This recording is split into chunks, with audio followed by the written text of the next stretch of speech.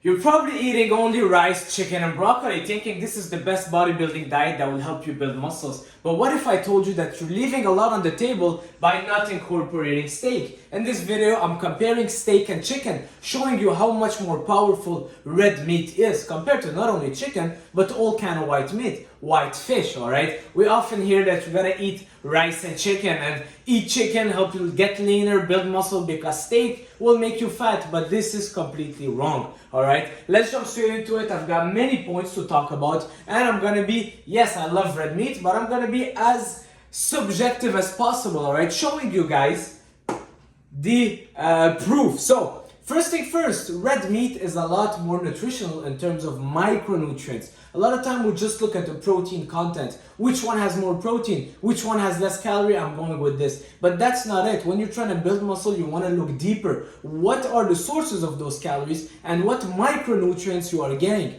Alright, micronutrients, the vitamins and minerals. And guess what? Red meat has more creatine. Alright, we all know the benefit of creatine, we're always supplementing with it. But when you're getting it from real sources, it's a lot more bioavailable to your body. So why not go straight to the source and get some creatine, more bioavailable than a powder, from red meat? Number two, heme iron, alright? Very important, especially for oxygen.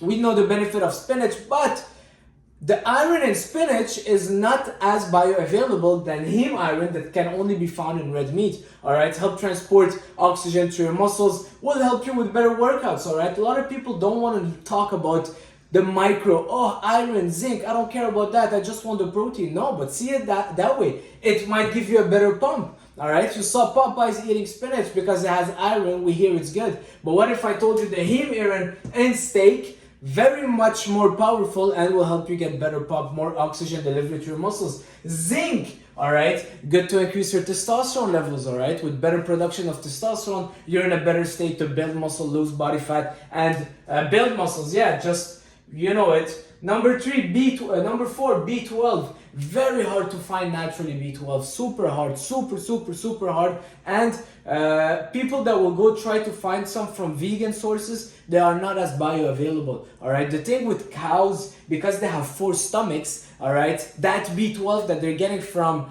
the grass is able to ferment, so slowly the muscle is able to absorb it better, alright, and abstract it better. So B12 in red meat, that is not very present in chicken, but you will find it in red meat, or red meat, not only beef, it's in lamb as well.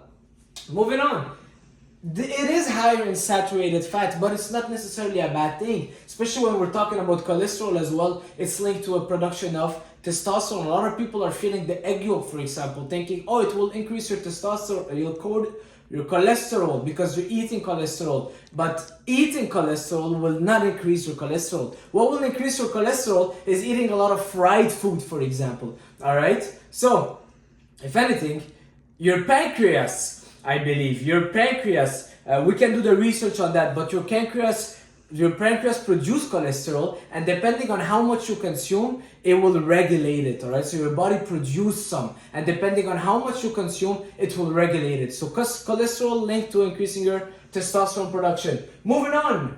Let's talk just about the fat, alright? We talk about the fat very fast, but people will say, I don't want to eat beef because it's fattier and then I'm gonna gain fat. Not always. I get extra lean ground beef, I get steak, I get beef tenderloin, very low in fat. And you know, for a chicken breast, you're getting around 4 to 5 grams of fats. Alright, it doesn't look like it, we don't see it much, but it's not zero fat. It is not zero fat. You're getting still a little amount of fat. So if you're comparing that with a very lean source of beef, a beef tenderloin, or an extra lean ground beef where you're also taking away the fat, it's not that far off, alright? I compared a beef tenderloin with a chicken breast. It's 5 grams of fat difference. I'll take it because yes, I'm eating a little bit more fat, but I'm getting all those micronutrients that a lot of people are missing, alright? It's not just about calories in, calories out, and getting your protein goals, alright?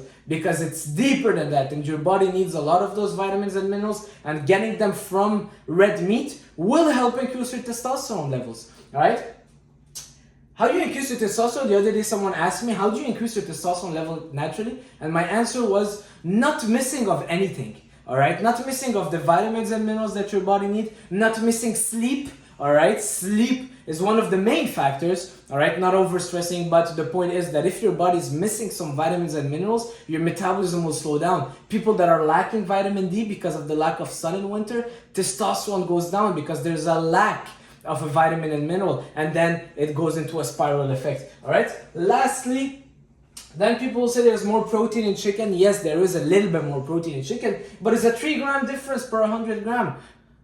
Are we that much far off? Not really, all right? For 3 grams of protein, it's not that big of a difference. And if anything, just eat a little bit more red meat, all right? It's not as fattier as you think. It's not as, people say, oh, well, red meat will make your skin thicker. It's BS, all right? It's not because you're eating red meat that your skin will be thicker. At the end of the day, if you want to lose weight, you just gotta be in a deficit, of course, but getting your meat from chicken or beef is not gonna affect your skin texture. And then lastly, we talk about studies. Some people say there are studies that say that red meat has been linked to cancer and all those stuff. And a lot of new studies are showing that that was all wrong.